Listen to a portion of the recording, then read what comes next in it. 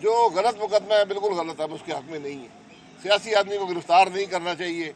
उस शरीफा खान साहब, आजकल जो गिरफ्तारियां हो रही है, सियासी लोग पकड़े जा रहे हैं, मुकदमात बन रहे हैं, जैसे शेख रशीद साहब को पकड़ा, कराची में मुकदमा अचानक निकला है, इस बारे में क्या कहेंगे आप? जो गलत मुकदमा है बिल्कुल गलत है, उसके हक में नहीं है। सियासी आदमी को गिरफ्तार नहीं करना चाहिए। उस पर केस बनाएं, आपके पास सबूत है, केस बनाएं और ट्रायल करें। और मैं हमेशा कहता हूँ कैमरे लगा कर ट्रायल करें कि पता लगे इस पे चार्जेस क्या है और उसका जवाब क्या है। कल हम नैब इस्लामाबाद में थे, आज नैब कराची में। जिंदगी ऐसे गुजर रही है, कभी एक नैब कभी दूसरी नैब, केस चलते नहीं है, केस में हकीकत कोई नहीं है और ये सर्कस है जारी। और मैं बार बार कल भी कहा है, आज फिर कह देता हूँ, जब तक ये नैब रहेगा मुल्क के मामलात नहीं चलेंगे। मुल्क के जो मसाइल हैं इसमें बहुत बड़ा हिस्सा नैब का है। तो मैं वज़ीर साहब से फिर गुजारिश करूँ, इदारे को ख़त्म करें, इसको जड़ से उखाड़ कर फेंके, वरना मुल्क के मामलात नहीं चलेंगे। आपके सामने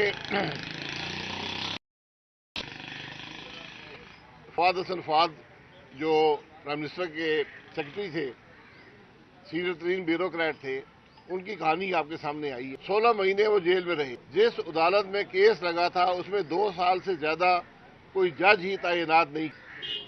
पूरे उनके खानदान को केस में मुलव्वस किया गया, बीवी को, बच्चों को, भाइयों को, बहनों को। और जब उनकी रिटायरमेंट हो गई तो बेल उसके हफ्ते 10 दिन बाद बेल हो गई। उससे पहले 1 साल के करीब उनकी बेल एप्लीकेशन जो है चीफ जस्टिस पाकिस्तान में पड़ी रही, उस पर कार्रवाई ना होने दी। ये क्यों हुआ, इसका जवाब देने से कोई कासिर है। फवाद साहब की जो जिंदगी पर असर पड़ा, खानदान पर असर पड़ा, कारोबार पर असर पड़ा, उसका जवाब कौन देगा। जो उनको करियर पर असर पड़ा, जवाब कौन देगा। और ये 3 अफराद हैं जिनके नाम आते हैं और कोई भी जिम्मेदारी कबूल करने को तैयार नहीं है। एक इमरान खान साहब हैं, जिनके दावे थे कि मैं एहतसाब कर रहा हूँ, लोगों को अंदर कर रहा हूँ। अब वो कहते हैं कि मैं नहीं करता था, मुशर्रफ साहब करते थे, अपने बाजवा साहब करते थे।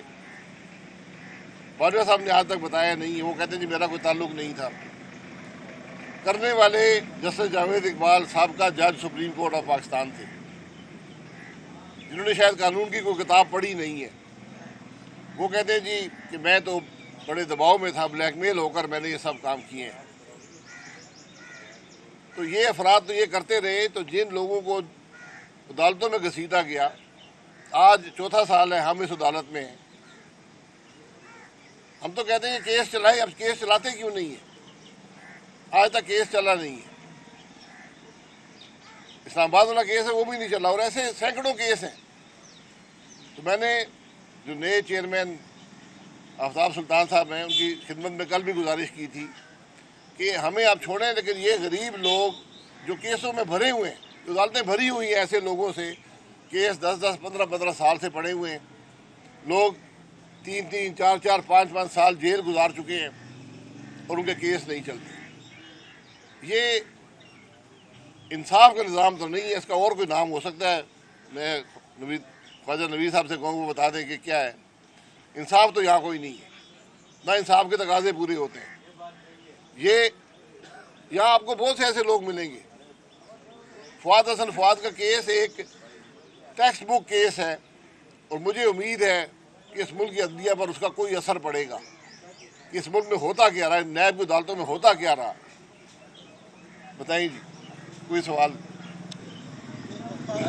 आप जब जिक्र करते हैं नैब का, तो जस्टिस जावेद इकबाल का जिक्र करते हैं कि उन्हें अब एतराफ़, आज तक किसी ने एतराफ़ किया कि उससे गलतियां हुई हैं। तो ठीक है, वो निजी महफिलों में कह देते होंगे मुझे ब्लैकमेल किया गया, लेकिन उनकी वजह से जो इस मुल्क में बिगाड़ पैदा हुआ, आप तवक्को रखते हैं वो खुद आगे एतराफ़ कर देंगे? एक आदमी सुप्रीम कोर्ट का जज रहा हो, उसको कानून का पता होना चाहिए, उसको इंसाफ के तकाज़ों का पता होना चाहिए।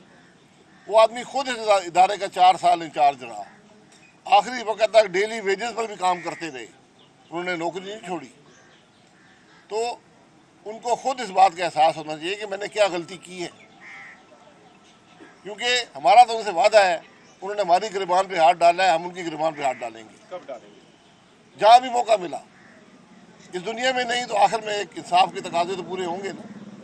उनको कोई शर्म हया नहीं है, कोई उनके अंदर खौफ खुदा नहीं है कि नौकरियों के लिए आपने लोगों की ज़िंदगी तबाह की हैं। शाह साहब ये बताएं कि इलेक्शन वक्त पे होने चाहिए, जो 90 दिन का कहा गया था पंजाब और केपीके के इलेक्शन। ये इलेक्शन वक्त पे होना चॉइस नहीं होती, आइन बड़ा वाज़ेह है। 90 दिन में इलेक्शन होंगे, असेंबली तहलील होती है, मुद्दत पूरी होती है, 60 दिन में इलेक्शन होंगे। तो इलेक्शन लाजमी होने चाहिए।